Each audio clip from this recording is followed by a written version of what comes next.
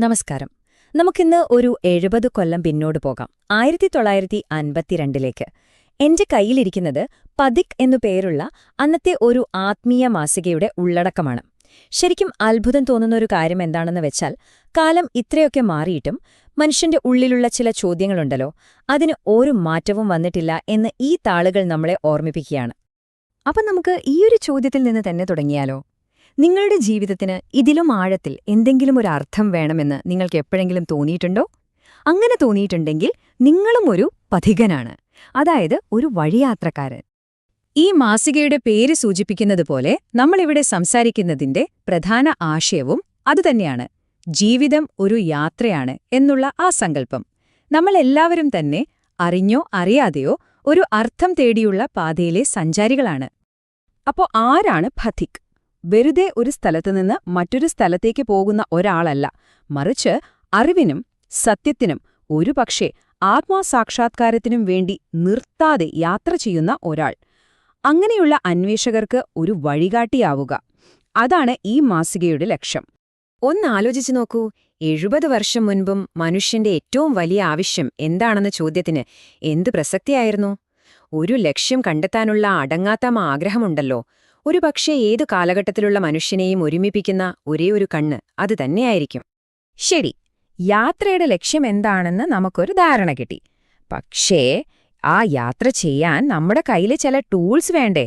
വെറും ഫിലോസഫി മാത്രമല്ല, നമ്മുടെ ഡെയിലി ലൈഫിൽ ഉപയോഗിക്കാൻ പറ്റുന്ന ചില പ്രാക്ടിക്കൽ ടിപ്സും ഈ മാസിക നമുക്ക് തരുന്നുണ്ട്. ഇതും നോക്കിക്കേ, ആത്മീയതയോടൊപ്പം തന്നെ എത്ര പ്രാക്ടിക്കലായിട്ടുള്ള ഉപദേശങ്ങളാണിത്. പ്രശ്നങ്ങൾ വരുമ്പോൾ പേടിക്കാതിരിക്കാനുള്ള ധൈര്യം, മറ്റുള്ളവരോട് എങ്ങനെ പെരുമാറണമെന്നുള്ള മര്യാദ, പിന്നെ ശരീരം ഫ്രഷായി വെക്കാനുള്ള ചില പൊടിക്കൈകൾ, പിന്നെ നമ്മുടെ ജോലിയോടും സമയത്തോടുമുള്ള കൃത്യനിഷ്ഠ. ഇതൊക്കെ ഒരു നല്ല യാത്രക്കാരന് എന്തായാലും വേണ്ട കാര്യങ്ങൾ തന്നെയാ. ഓക്കെ, പുറമേയുള്ള കാര്യങ്ങൾ വിട്ട് നമുക്കിനി പതിയെ ഉള്ളിലേക്ക് കടക്കാം. ഒരു യാത്രക്കാരന് വഴിതെറ്റാതിരിക്കാനൊരു കോമ്പസ് വേണ്ടേ? അതുപോലെ നമ്മുടെ ജീവിതത്തിൽ വഴി കാണിക്കാൻ ഒരു ആന്തരിക വടക്ക് നോക്കിയന്ത്രം, അതായത് ചില ജീവിത തത്വങ്ങൾ എങ്ങനെ ഉണ്ടാക്കിയെടുക്കാമെന്ന് നോക്കാം.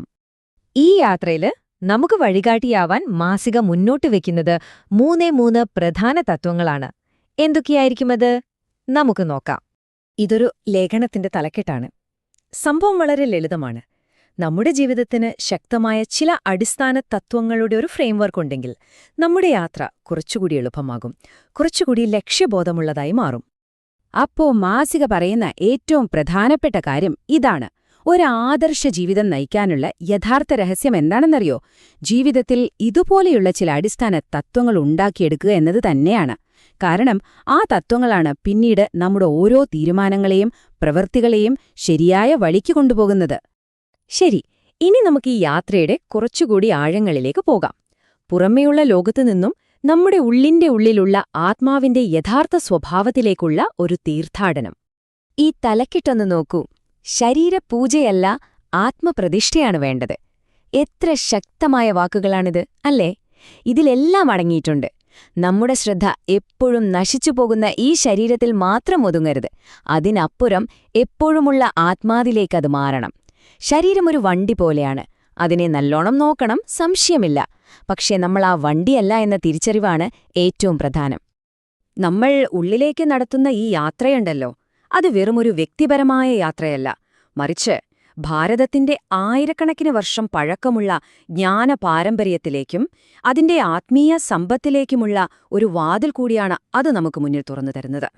വെറുതെ തിയറി മാത്രം പഠിച്ചാൽ പോരല്ലോ, അതനുഭവിക്കാനുള്ള വഴികളും വേണ്ടേ? അതിനുവേണ്ടി ഗായത്രി മന്ത്രത്തെക്കുറിച്ചുള്ള ചർച്ചകൾ, മന്ത്രമെഴുതുന്നത് ഒരു യജ്ഞം പോലെ ചെയ്യുന്നത്, അങ്ങനെ പല പ്രായോഗികമായ കാര്യങ്ങളെക്കുറിച്ചും മാസിക പറയുന്നുണ്ട്. അറിവിനോടൊപ്പം തന്നെ പ്രാക്ടീസും ആത്മീയ വളർച്ചയ്ക്ക് അത്യാവശ്യമാണെന്ന് ഇത് കാണിക്കുന്നു. അങ്ങനെ നമ്മൾ യാത്രയുടെ അവസാന ഘട്ടത്തിലേക്ക് കടക്കുകയാണ്. ഇത് വെറുതെ അറിവ് നേടുക എന്നതിനപ്പുറം ആ അറിവായി നമ്മൾ സ്വയം മാറുന്നൊരു ഘട്ടമാണ്. ഹോഹ്, എന്തൊരു പവർഫുൾ വാക്യാണിത്! ഒരുപാട് പുസ്തകങ്ങൾ വായിക്കുന്നതിലോ അല്ലെങ്കിൽ ഒരുപാട് കാര്യങ്ങൾ ഓർമ്മിച്ചു വെക്കുന്നതിലോ അല്ല കാര്യം, മറിച്ച് നമ്മൾ പഠിച്ച സത്യങ്ങളെ ഹൃദയം കൊണ്ട് അനുഭവിക്കുന്നതിലാണ്. യാത്രയുടെ യഥാർത്ഥ നിധിയെന്ന് പറയുന്നത് അറിവ് ശേഖരിക്കുന്നതല്ല, മറിച്ച് നമ്മുടെ സ്വഭാവത്തിൽ വരുന്ന ആ ഒരു മാറ്റമാണ്. നമ്മുടെ ഉള്ളിലെ ആ അനുഭവം, ആ ഭാവന, അത് ശക്തമാകുമ്പോഴാണ് ഒരു മാജിക് നടക്കുന്നത്. നമ്മുടെ ചിന്തകൾക്കും സ്വപ്നങ്ങൾക്കും ജീവൻ വെക്കാൻ തുടങ്ങും. കാരണം നമ്മുടെ ഉള്ളിലെ ലോകമാണ് നമ്മുടെ പുറത്തുള്ള ലോകത്തെ ഉണ്ടാക്കുന്നത്. ഉള്ളിൽ മാറ്റം വരുമ്പോൾ അത് പുറത്തും പ്രതിഫലിക്കും, തീർച്ച. അപ്പോൾ നമ്മൾ കണ്ടത് 1952 കുറച്ച് പേപ്പറുകളാണ്. പക്ഷേ അതിലെ ആശയങ്ങളും ചോദ്യങ്ങളും എന്നും നമുക്ക് ഓരോരുത്തർക്കും വേണ്ടിയുള്ളതാണ്, അല്ലേ? നമ്മളെല്ലാവരും നമ്മുടേതായ ഒരു യാത്രയിലാണ്. അപ്പോൾ ഈ യാത്രയിലെ നിങ്ങളുടെ അടുത്ത സ്റ്റെപ്പ് എന്തായിരിക്കും? ഒരു നിമിഷം ഒന്ന് ആലോചിച്ചു നോക്കൂ.